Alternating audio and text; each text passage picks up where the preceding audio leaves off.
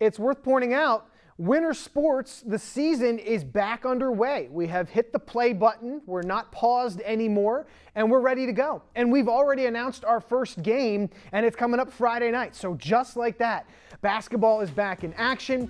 Cocalico Lady Eagles hosting the Manheim Central Lady Barons. That game is going to be at 7 o'clock, special start time on Friday night, 7 o'clock. We will have it live for you from Cocalico High School. I know a lot of fans won't be able to attend, so we are happy to bring that to you. Please tune in as Eric May and myself will be on the call. Very excited about that. And as we get ready for that, we decided to have a chat with Cocalico basketball's girls head coach to kind of get a feel for the team and the matchup that's coming up on Friday night. So I had a chance earlier today to talk with head coach Andrew Garrett. Let's listen to that, and then we'll talk about all of it once that's over. I'm here with Cocalico girls basketball head coach Andrew Garrett. In your 5th year, about to get going here, a bit of a delay to the winter season. You guys have had a month off to kind of think about it, be chomping at the bit, ready to go. How are you feeling? How are the girls feeling? What's the excitement level as games get underway this Friday night? I'd say the excitement level is at an all-time high, probably for our team. It's been a great week so far. Monday, just our first day back in the gym was awesome. A lot of smiles. They were covered under their masks, but I could tell that they were smiling. I know I certainly was. Yeah, it's been tough. This is not anything we've ever seen before, so we don't have anything to compare it to. It's unusual, and it's definitely testing us a little bit. But bottom line, we're super excited to be back in the gym and hopefully making the most of it. Were the girls focused in the off time? Were they able to enjoy the holidays? How did you guys treat that? Well, I mean, that is one thing I definitely stress to them is that, I like to be optimistic. I like to be positive. And trying to make the most of whatever situation you're put in. And I said, with having this time off over the holidays, enjoy the time with your family, enjoy the downtime. But, I did also stress to them that there's a chance, hopefully, that when things pick back up on January 4th, we could have a game coming up soon thereafter. And that is what happened. So I did kind of stress them to make sure that they are staying, trying to keep up with their conditioning and things like that, just to ease the transition back into the gym. I think overall I'm happy with what they were able to do while they were off. All right. It seems like your team has a lot of players with varsity experience. When I look at the roster and I look at what you potentially could have to use this year, talk about some of the key players for you. It seems like you have a handful of good seniors and then a lot of good role players to fill in the spots below. Yeah, well, I think one of the things that you really appreciate and look for at the high school level is senior leadership, and we're super lucky with that this year. We have 4 seniors. There are 4 captains. They're all 4 starters. They started for us last year. I mean, it's a solid group. So I'm very happy, about our group of senior leaders. So that's Hannah Custer, Izzy Mack, Olivia Sensenig, Nalia Souter.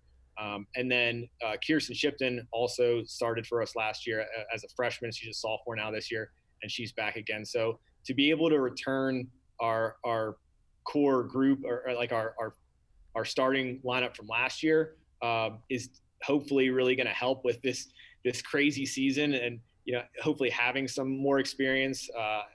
We're going to try to use that to our advantage. So yeah, that has been a positive for us. This is the 4th year of Hannah Custer kind of in charge of the offense, running the point for you. What has she meant to the program in those 4 years, and what are your expectations for her as she gets ready to start her senior season? Well, obviously, I'm incredibly biased towards Hannah, having coached her for the last 4 years. I just think she's so incredibly underrated. Just all the things that she does. Like last year, she was a first-team All-Star in our section. She was also on the All-Defensive team. So she just shows that she's a real well-rounded player. She can score, but she's also looking for her teammates. She can defend really well. So she can make plays on both ends of the floor. So she's meant a lot to the program over the last couple of years. Her sophomore year, we had a really nice season. I'm hoping that, we can, give her a great, so I'm hoping that she will help us have a great year, and that, the team can help her have a great senior season with all these seniors. It's a great group of seniors. Yeah. But our expectations are pretty high. They're always high. Mm-hmm. I think that's the kind of mindset we always want to have. So, we're hoping for good things this year. Yeah, you're looking to attack Section 3, and you kick it off Friday night against Manheim Central. It'll be at your gym. Give us a little preview of that matchup. They've lost a few key seniors there in kind of the point guard scoring role, but they do return a really good player in Maddie Nyer. So how does your team match up with the Manheim Central Lady Barons? Yeah, I mean, to talk about understatements, and to say that Maddie Nyer is just a good player is definitely an understatement. She's a very, very good player. To be a freshman last year and earn section MVP honors, that's unheard of. So that just goes to show how good of a player she is. The guards that they graduated from last year were really good guards too, that, were always a nightmare to prepare for. So I'm okay with not having to prepare for them again this year. But Central's, they're the, you talk about like mindsets and things like that. They're the kind of program that they're always just tough and gritty, and they have some nice shooters to complement Maddie Nyer. So it's going to be a tough game, and to start the year off with a section game is it's not the way I thought things were going to happen. But hey, we're just excited to be playing. Yep, exactly. You'll take it, you'll play it, you'll have as much fun as you can. You guys went 1-1 with them last year, so obviously looking to get off on a good start there. Thanks so much for coming on, chatting with us. Good luck on Friday. Good luck with the season, and we'll see down the road if you guys are knocking on that postseason door. All right, thanks. Good seeing you. All right, guys, there you have it. We talked with Cocalico girls basketball program, looking for a bounce-back year. Eric, you heard a lot there. What are your takeaways, and what are you expecting to see on Friday night? Well, everything he was saying about Hannah Custer was exactly what I was thinking. I mean, she's a playmaker. When there's points to be scored and they need points, she can step up. But at the same time, she's going to draw attention when she has the ball, which then opens up opportunities for somebody else. And she will pass the ball and help distribute the ball so that other people can contribute and score as well. So I think that's really what makes her such a special player. And like Coach said too, her defense gets completely overlooked. I mean, she is no doubt an all-star at both ends of the floor, and obviously a great athlete. And the seniors that is on this Cocalico squad this year, yes, they have the experience. And I think that he really is going to count on the seniors to kind of set the example and be the leaders for this team. I think this is a team that's got a lot of potential and can definitely make a postseason run. 4 seniors and a super sophomore in that starting lineup for Cocalico, all of them coming back from last year. So, yeah, a very experienced bunch there. Tim, what were your takeaways from talking with Coach Garrett there? Obviously he's excited, the ladies are excited for Friday to roll around. Yeah, I heard Eric when he first talked, when he opened the show, about how excited he is. And Coach Garrett just sort of mirrored what Eric said. You could just tell he is just ready to go. And one of the great comments that he said in there was that he could see the girls, Eric, smiling under their masks. So they want to get going. What I'm looking for in a lot of these coaches early on, Eric, is, and Coach Garrett talked about it a little bit, about the conditioning. And you wonder if the coaches are going to have to change a little bit up about how they bring players in and out of the game, where they're going to be going deeper in their bench than they really wanted to. Because especially now that we're compacting so many games into so fewer weeks, and like he said, he didn't really expect to have such an impact game starting on Friday night, but yet that's an important game against Manheim Central. So I really want to see how the coaches do, and I think they're going to be learning. As he said earlier too, he said, look, this is sort of uncharted sort of territory. This is all new to everybody. So I think it's going to take a lot for the coaches to really get comfortable in the first couple of weeks to see which lineup works and when he's got to give players a much needed rest during the game. All great points. I'm glad you brought that up, Tim, because when you look at these two teams, Cocalico has a very deep bench. Manheim Central has 8 players on the varsity this year. So they will have 5 starters and only 3 ladies that can come off the bench there. So you do have to really manage the time and be in impeccable condition for this 17-game sprint that we're about to go on. And speaking of a sprint that everyone is about to go on here in winter sports, Blue Ridge 11 is excited to finally and officially announce our winter sports schedule. We are doing 25 games in 41 days in January and February, and we could not be more excited. Let's show you the official unveiling of the girls basketball winter schedule. Now, keep in mind, this is not all the games. These are just more of the key games. Our full schedule will be online at brc11.com. We're obviously kicking things off January 8th, the Section 3 showdown between Manheim Central and Cocalico. Later in the month, Cocalico and Warwick will go head-to-head. They usually meet in the tip-off tournament for Cocalico, so obviously had to be pushed back a bit there. The annual Warwick-Ephrata showdown in Section 2 will be at the end of January. That's for the girls. They'll play twice. And then in February, Warwick and Lebanon in a key Section 2 matchup.